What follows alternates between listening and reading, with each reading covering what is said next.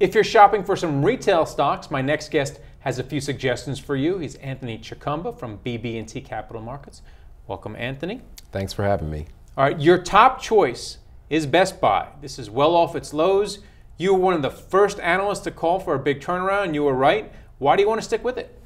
Well, because even given the run that it's had since I upgraded the stock at $15, $16 a share, we still think that there's plenty of upside. The valuation is still very reasonable. It's at less than 10 times our fiscal year 14 EPS estimate, less than 4 times on an enterprise value to trailing 12-month EBITDA basis. Still has close to a 3% dividend yield. We really like the new senior management team led by Hubert Joly and Sharon McCullum. They have very strong track records, doing a lot of things that Best Buy needs to do in terms of cutting costs, rationalizing store base, improving customer service. We also think that 2 of Best Buy's biggest problems over the last year, which are Amazon's rising prominence and also Apple taking market share, are going to abate. Both of those things hurt Best Buy. Amazon just from a pure market share perspective and also hurt margins.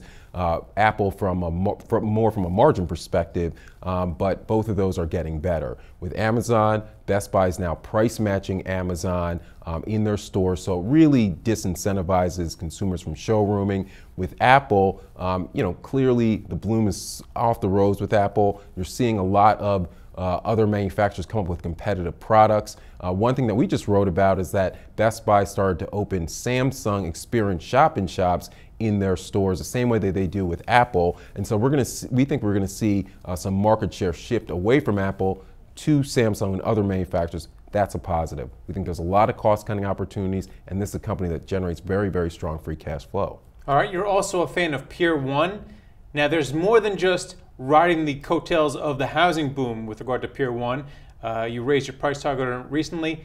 You like the execution, right? Absolutely. Certainly a better housing market helps Pier 1, but for us it's really about the fact that the merchandising has just improved so dramatically over the last few years, and you've seen that in the strong same-store sales numbers that they posted.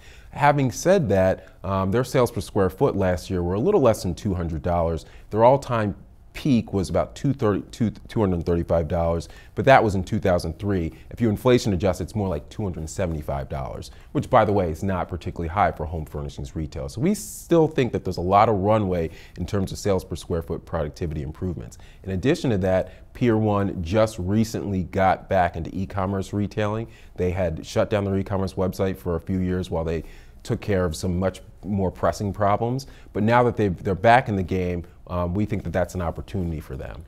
And then finally, you're a fan of Dollar Tree. Walmart came out this week. They didn't have such a great Q1.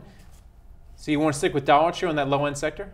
Absolutely. I think part of Walmart's problem was likely Dollar Tree taking some market share from them. But I mean, there's a couple things that we like about Dollar Tree. The first thing is the single price point. Everything in their store is $1.